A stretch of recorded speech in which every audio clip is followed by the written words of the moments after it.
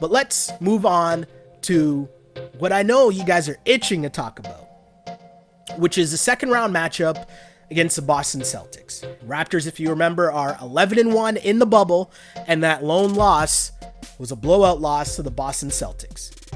And there's a lot of people, a lot of different ways people will take that loss. A lot of people thought maybe if you're the Raps, you're not showing your full deck of cards. You want to save something in the tuck. You know, not going to show your defenses or who's going to guard who. Save a lot of that stuff. But the game that we watched, the Celtics rolled. They won easily. It was a blowout win against the Raps. How much do we take from that?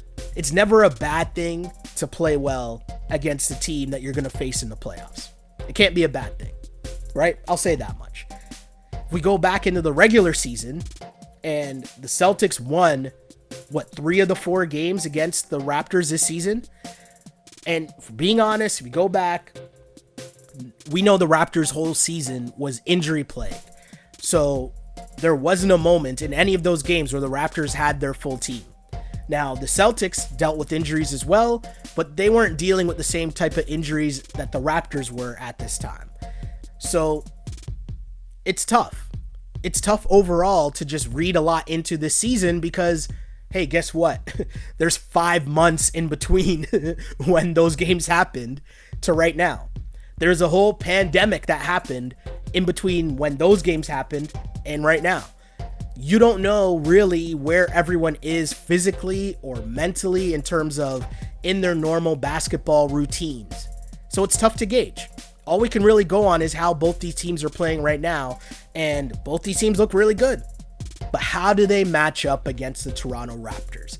To me, the first thing, the key to this series is the backcourt matchup, which is Fred VanVleet and Kyle Lowry against Kemba Walker and Marcus Smart. Marcus Smart's obviously going to get the start now as Gordon Hayward is out. But this might actually kind of be a blessing for the Celtics.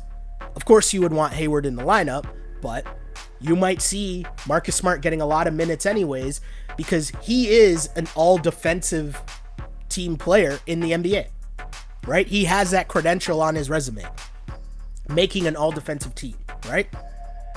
So if the Celtics have him out there, you could see where Brad Stevens would be in a position where he just says, hey, I'm going to put Marcus Smart out there and I'm going to put him on Kyle or Fred, whichever one, and just be a pest, right? Just be a pest. Don't worry about scoring. Don't worry about anything else. Just be a pest.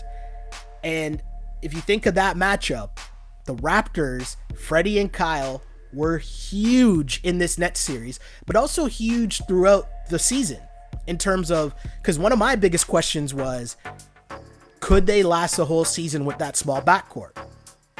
I wasn't really sure, but they showed that they could. But now you get into the next season, and the Smart and Kemba backcourt, obviously size-wise, isn't going to be the problem against the Raptors backcourt, right? Size isn't going to be the issue because those guys are pretty much the same size. But Smart is an all-defensive guy, and Kemba gets busy. So one of those guys, Kyle or Fred, are going to be tired trying to chase around Kemba Walker. Can you still get buckets at the same time?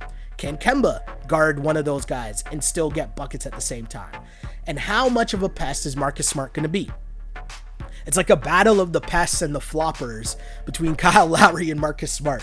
That's going to be really funny to watch those two go at it, if that is indeed the matchup. But you will see a bunch of that, and that will be funny to see how those two guys go at it. So hopes that Kyle Lowry is healthy, because if he's hobbled in going against Marcus Smart, that's not a position the Raptors want to be in.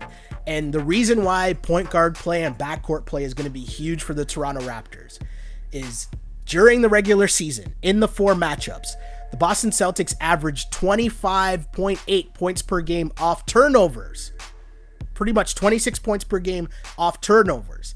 That's why this matchup of the Raptors backcourt is going to be so huge. Fred and Kyle got to be able to take care of the basketball because the Boston Celtics, much like the Nets, but obviously a supersized version, they want to get out and run.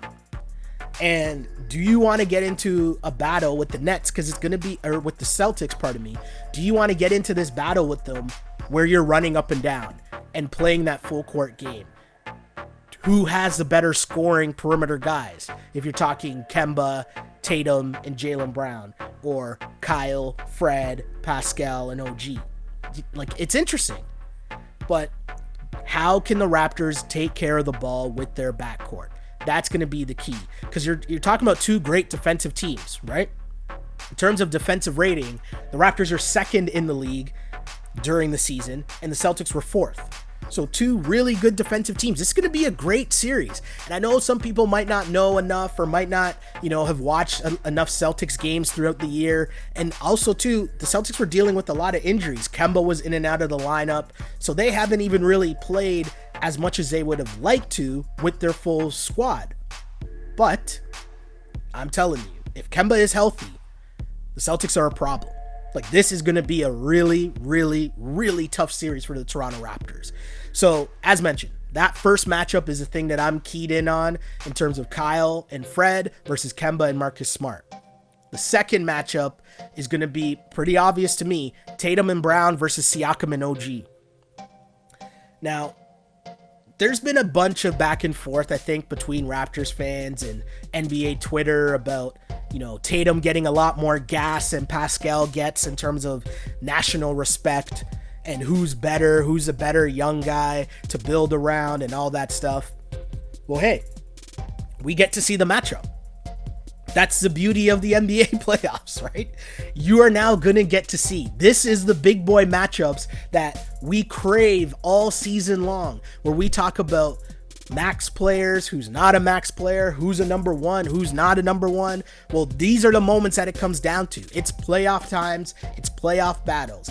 And as much as the Raptors are a great team, and a lot of their success has been based on their great team, sometimes the playoffs just comes down to my best player versus your best player. So this matchup of Tatum and Brown versus Siakam and OG is going to be huge. Can Pascal Siakam be that guy? That's a question that Raptors fans have been waiting for all season long. And he's had a really good season, right? He took another step. He made his first All-Star game. He had flashes. He had massive games this season where he put the team on his back. He's shooting the three way more comfortably. His game has developed. He still plays high-level defense. But if there's a knock, some might say, if you look at the big boy matchups this season, has Pascal's offensive production been where you want it to be? I'm not going to say bad. I'm not saying bad. I'm just saying, has it been where you wanted it to be? And now we get, hopefully, at least 6 or 7 games where it's him versus Tatum. Let's go. And it's going to be a great matchup, because the beauty of it is, even if you say that Jason Tatum is the better offensive player than Siakam, like his offensive game is further along than Pascal Siakam's, you still give the defensive edge to Siakam. And OG, we know, is a defensive stopper. So that's going to be really interesting to see how that plays out. Now, can you get scoring from OG? Can you get consistent scoring from OG? That will be a question. They threw this out during the broadcast. OG and Marc Gasol struggled this season versus the Celtics. Both of them combined only scored 9.5 points versus Celtics this season. You might think that that's a coincidence. It's not. The Boston Celtics, clearly on offense, decided that they're going to focus a lot of their attention on Kyle, Fred, and Pascal. That obviously leaves OG and Marc Gasol wide open. Can those guys hit the open shots? That's going to be huge, because those shots are going to be there. Marc Gasol and OG Anunoby are going to get open shots. Those shots are going to be there all series long. They got to knock them down. And if they don't get knocked down, don't be surprised if you see a lot more Fred or a lot more Norm and a lot more Serge Ibaka. But that's going to be huge, because the Celtics are going to want to focus most of their attention on stopping Siakam or slowing Kyle and slowing Freddie. So the other guys got to step up and be big. So I'm going to just say this much. I'm going to say that this will be where Pascal Siakam is going to live up to his max money deal. That's what we're going to see right now.